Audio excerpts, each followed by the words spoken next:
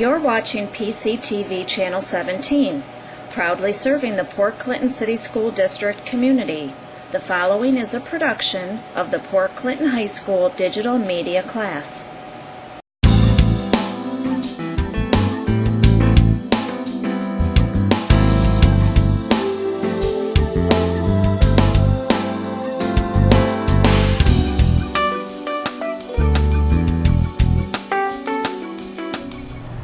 Welcome to Time for Health. I'm your host, Rachel Fall, and we're very glad you've joined us.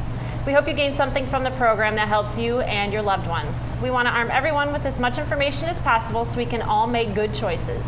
And this is not to take the place of regular medical care, so be sure to include your healthcare provider in on your plans and your conversations. And today is my very favorite topic, sleep.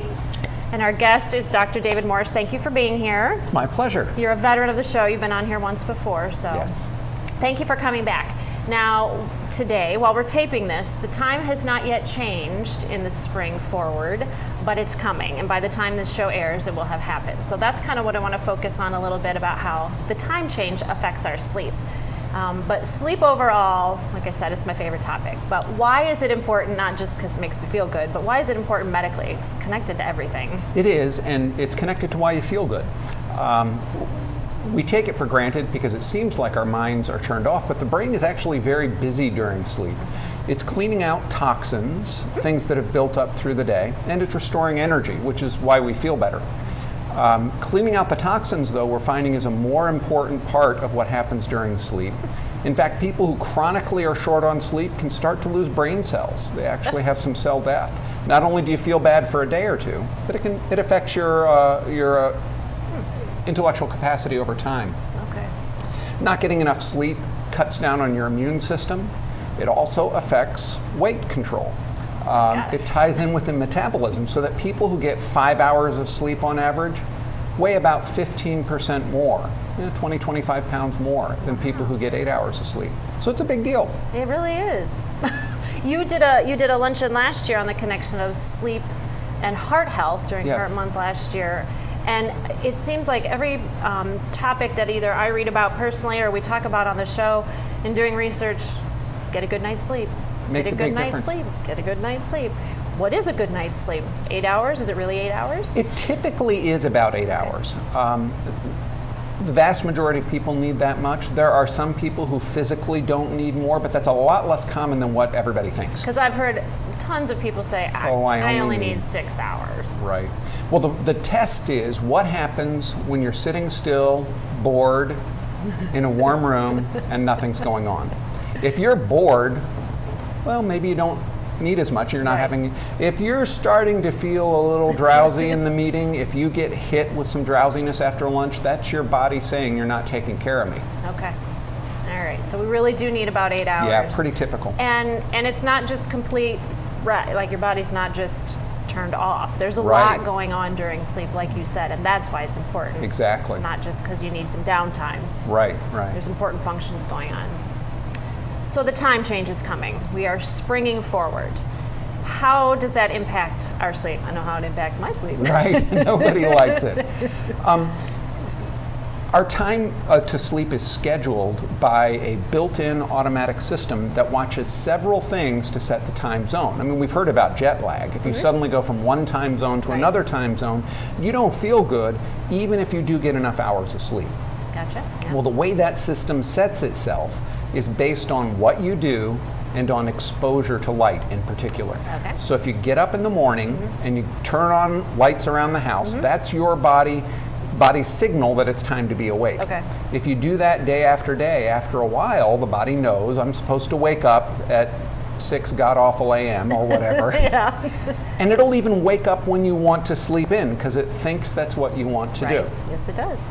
So sunlight is the most powerful trigger that schedules your body clock. Okay. Activity and a bite to eat, all those things will trigger the body clock. Okay. When we change the body clock, it has to readjust. And Even just an hour. yeah, even just an hour. Okay. And it can do the hour without a whole lot of trouble.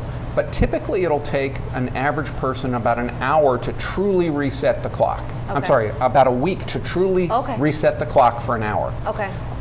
So if you're 3 hours off, it may take 3 weeks to a month. As we get older, that gets a little bit harder. Okay. So folks who are in their 50s and 60s are more susceptible to time change. Folks who are older have more trouble with jet lag. Okay. Our kids, they seem pretty resilient, I think. They are pretty resilient. Okay. But kids are chronically, most kids chronically get less sleep than what they need. Right. The average middle schooler probably needs about 9 hours.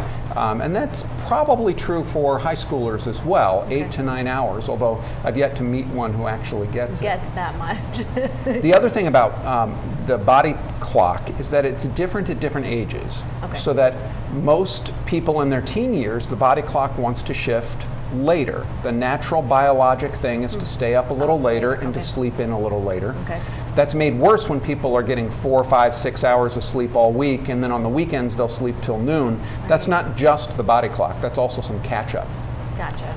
As we get older, in the retired population and the geriatric groups, the body clock shifts the other way. So when grandma wants to fall asleep at 8, it's not just that she's taken a nap, that's her clock saying it's time to go to bed. Okay. And when she wakes up at 4 in the morning, that's 8 p.m. to 4 a.m., that's still 8 hours. Right. She may complain of not being able to sleep, but the problem is really a problem of the shift. The body clock scheduling has shifted earlier to a time that isn't as socially acceptable. Gotcha.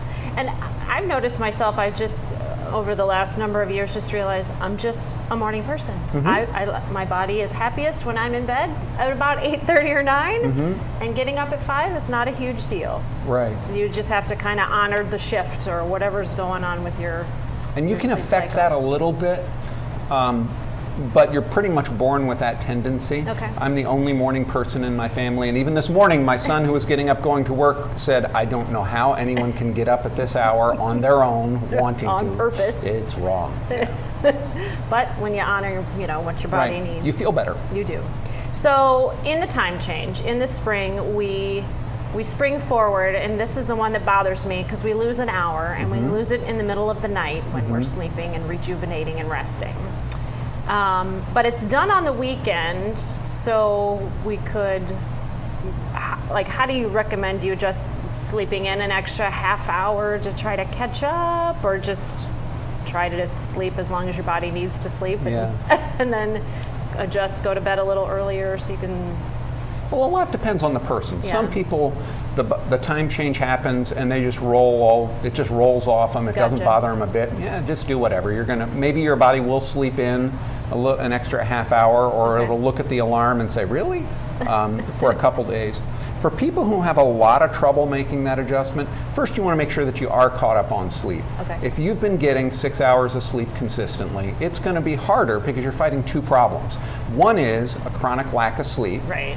You're already behind and you've built up a debt, and then you're having a change in your sleep schedule on top of it. Gotcha. So keep up on your sleep. Can you catch up? A certain amount. It's not like a lifelong total. So if you have a debt all week long and you sleep till noon on Saturday, is that... It's better than not catching up. Okay. But you still have the problems that happen during the week. We don't realize it, but when we're a little short on sleep, we can measure in scientific studies, we can measure that people are not as alert, they have more trouble remembering things. It's actually harder to learn. So you may pound new information in over and over and study and study and study, but if you're short on sleep, it doesn't stick as well. Okay. We also find that some of those subtle things we learn, like making cross connections with new information, is a lot harder when you're short on sleep. So for example, we might learn an individual fact and file that away. But there's something extra that happens when that fact goes, oh, and that kind of fits with what I learned in this other class, or back with other things I already know. Okay. Oh, I see how that all relates. And now you have a better understanding of the big picture as opposed to just a single fact. And that happens while you're sleeping. Exactly. That's a busy brain. It is. In fact, during REM sleep, a lot of people call dream sleep, the brain is every bit as busy as when you're awake. If you look at the brain waves, it is firing like crazy as it's trying to correlate and learn all this stuff. Daylight is also a factor when we spring forward. And I think in kind of reading a little bit about the time change and why and historically how it came about, it was sort of to save resources by springing forward, or is it falling back? So there's more daylight there's more daylight hours in our day before we go to bed, so we don't have to use resources.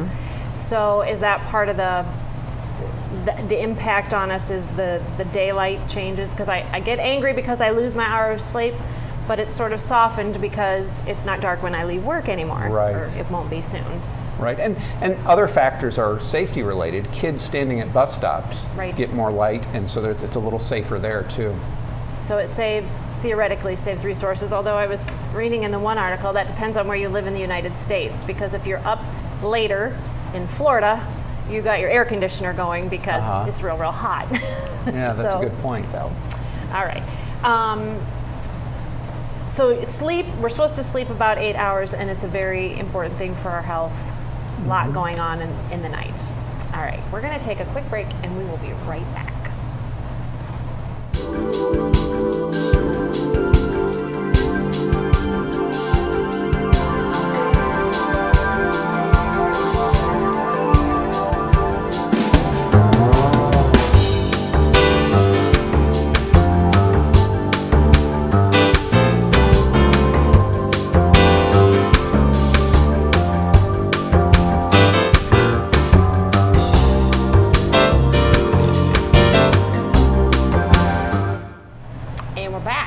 About sleep and the time change. Whether you like it or don't, by the time you see this, it has happened.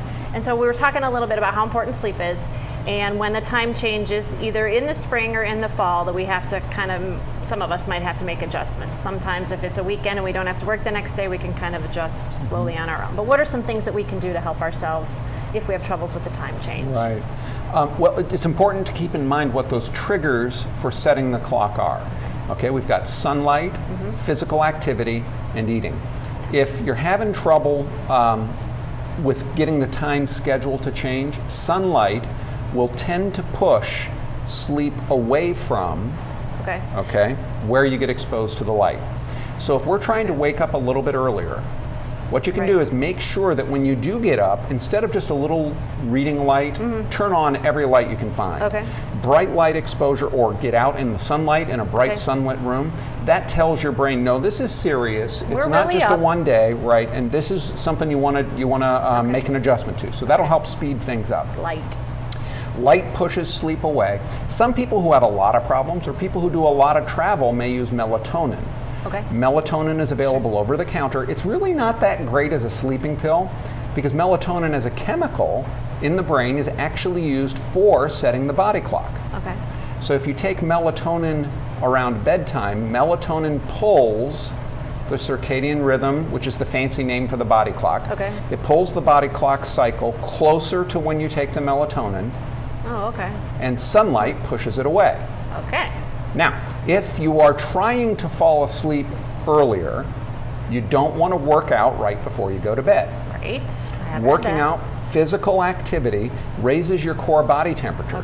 And when we fall asleep, core body temperature is falling. So if you're going to work out to help you sleep better, and it can be a good tool for people who have insomnia, you want to do that a couple hours before bedtime. You don't want to still do it in the evening, just not. You want to give it a couple hours so the body temperature goes up while you work out, and then it's falling, which simulates what happens when we fall asleep naturally. When you talk about light, regular light bulbs in your house? You don't have to get the special. You generally don't. If you are serious about trying to affect your circadian rhythm, you can try to use a fuller spectrum kind of bulb. Those tend to be more the whiter lights, and they even market some as a daylight type.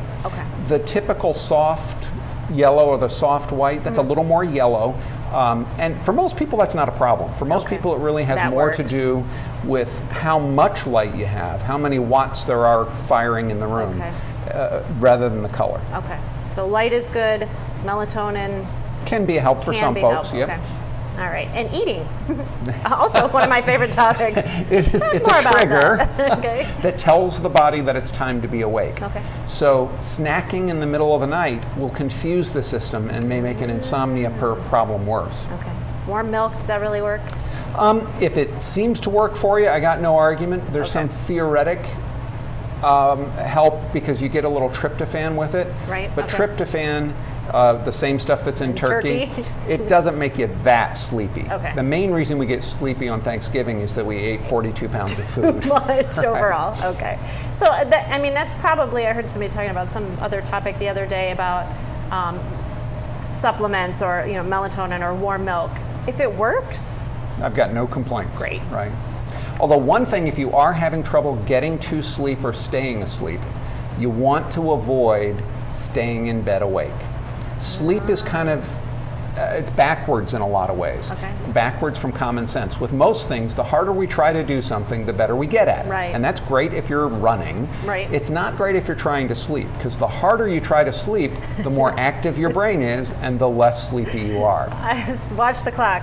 If I go to sleep now, I'll have 8 hours and 15 minutes. If I go to sleep now, I'll have 8 hours. Doesn't work very well. It doesn't. So in people who have a lot of insomnia problems, we'll even tell them to hide the clock. Go ahead and set the alarm so it'll go off, but don't let yourself look at the clock. Keep looking at it. And if it seems like it's been a while, sort of more than 20 minutes, you're probably better off to get out of the bed, Okay.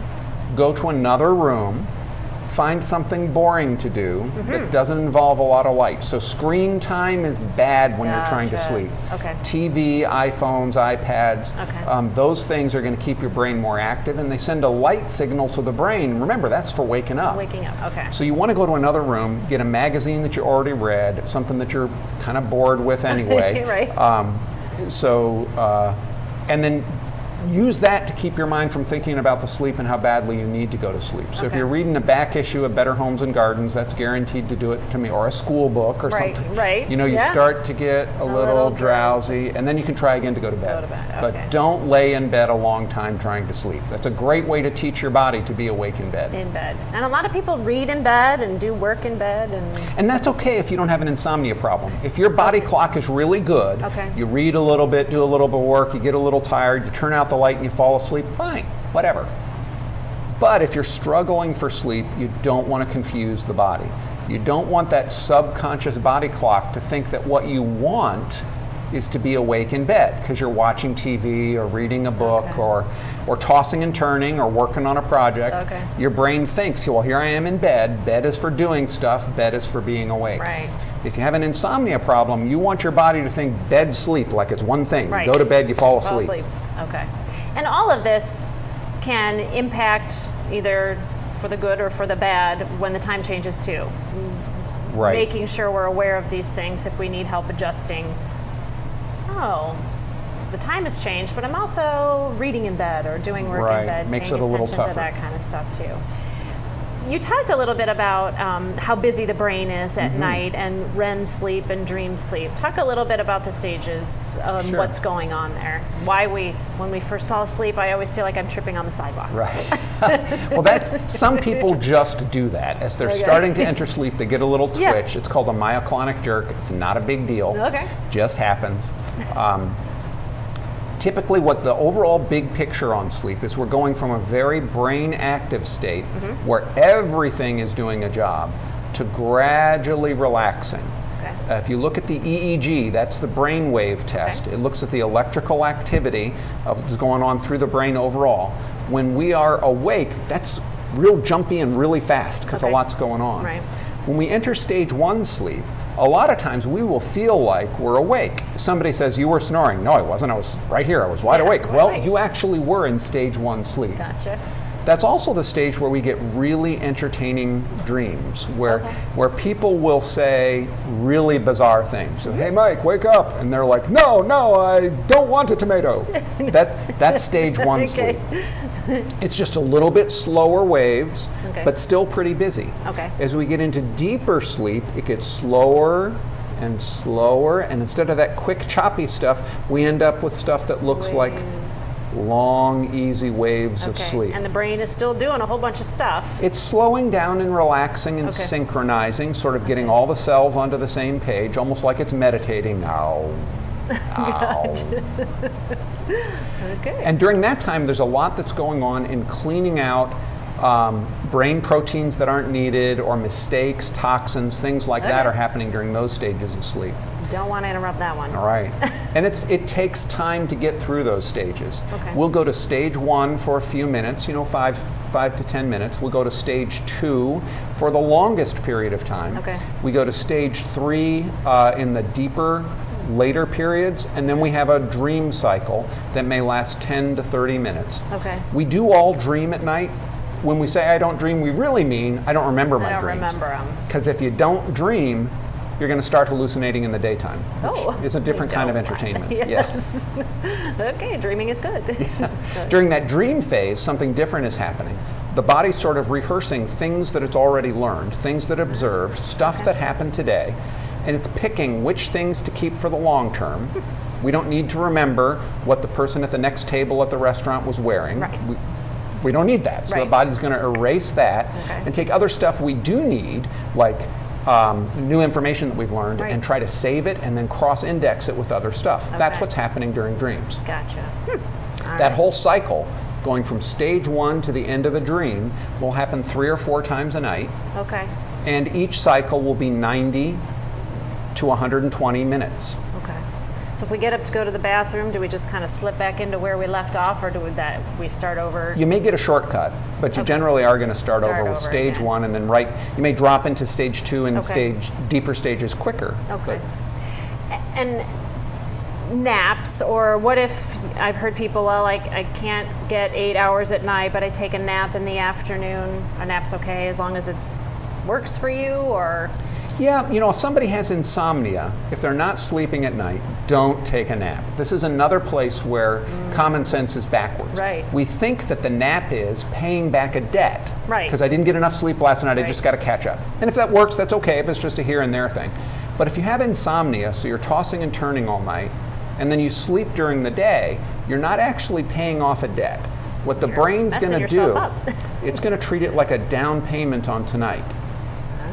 Okay. So instead of paying back the old sleep, which is what common sense says, now the brain, when you wake up from that 2-hour nap, it's going to say, great, I only need 5 or 6 tonight. Gotcha. So you go to bed trying to sleep. Not helping. Doesn't work. Okay. In some folks who have body clock issues, like say somebody who's very much a morning person but has a night shift job. Yes. So they're really tired because they've been up all night. Right. The body clock fights sleeping in the daytime, especially if they only sleep during the day on work days. Right. If you go back to a nighttime sleep, the body clock is not going to be resetting itself. Yes. You're going to continue to struggle. But for those folks, let's say they end up going to bed around 8 and then they can't sleep any later than 1, which is, I'm glad you've gotten your sleep. For them to take a nap before they go into work is probably okay, because there's no other way they're going to get enough hours. That sleep, okay. In general, naps are okay if you're feeling sleepy, but if you make it a habit, expect it to continue to be a habit. And if you don't get it, you're going to really hurt. You're going to hurt, okay. So they're not evil. They're not evil, but use them Be cautiously. Careful. That's right. Like use hot them fudge wisely. Sundays. Right. Okay. And so this is a lot to remember. My brain's going to be very active tonight when I'm correlating all this information. But it's not necessarily that we have to be the experts on this, because that's where either a person's family physician and you come into play, and when somebody comes into the sleep center, you're the medical director at the sleep center, and you can kind of help them work through this. Do you talk through all this stuff first, or do you tend to study them while they sleep, or how does that work when a person has a problem? Yeah, well, it kind of depends on the situation. Okay. There are folks who come in on their own without a referral, and we'll just talk with them first and figure out what kind of problem is going on before we do anything else. Okay. Sometimes we'll do testing first, a sleep test before we see the patient, but that's usually when someone has already seen a doctor who says, I'm really concerned that you have sleep apnea. Okay. That's specifically the biggest thing, the most common thing we do a sleep study for. Okay. For people with insomnia, probably the most common sleep disorder, we spend a lot of time talking. Okay. And I'll spend a lot of time educating folks about what's going on with sleep and ways that they can try to break what is basically a really bad brain habit. Okay. Because you're light, eating, doing talk things about in all those bed, things. Taking naps, all that kind of stuff that can maybe help as And well. another trick is called sleep restriction therapy for people who have chronic insomnia. That sounds dreadful. It's not as bad as it sounds, because basically what we say is, look, if you're only getting 5 hours of sleep, Don't be in bed 10 hours. Be in All right? bed 5 hours. You're getting 5 hours of sleep and you're getting up at 6, stay up till 1. We want to teach your body to get all of its sleep together.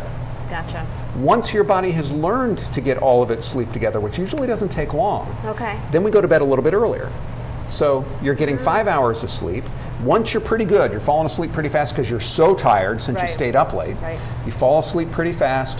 You're sleeping pretty well. If you wake up to go to the bathroom, you go right back to sleep. Once you've done that, then you go to bed at 12:30. Gotcha. And once you're doing well at 12:30, we go to bed at 12. And once you're doing well at 12, you go to bed at 11:30. Train your brain to- You got it. Train the brain. Okay. Any other thoughts about the time change and how it impacts? Like, do you see an influx of people in the spring forward or fall back time frame? Is one worse than the other? Well, in general, Harder on the body? when you shift the body clock later, when you reduce the amount of sleep that you're getting. Yeah, okay, spring forward. It's harder. On our culture, we just tend to not get enough sleep. Right. So the spring forward is a rougher time for feeling sleepiness. People get through it. We're used to it. Right. We've been doing it our whole lives. Right. But it's not a favorite time. Most people really enjoy the fall. fall back a lot better. Even though it's paid back with darkness when you get up and darkness when you leave work. Right. But I got an extra hour of sleep There one you day, go. so that's all right. So spring is a little bit harder. It is a little harder. Okay. But most people don't come in to the sleep lab because of that. Probably the most common reason we see folks at the sleep clinic is sleep apnea. Okay, and insomnia, those other things. Right. So this is an annoyance. The time change can be Yeah. an annoyance, but it's not necessarily something that you see a lot. Right. Lots of other things going on with sleep. All right. Exactly. Great. All right, thank you very much. We're going to take another break and we'll be right back.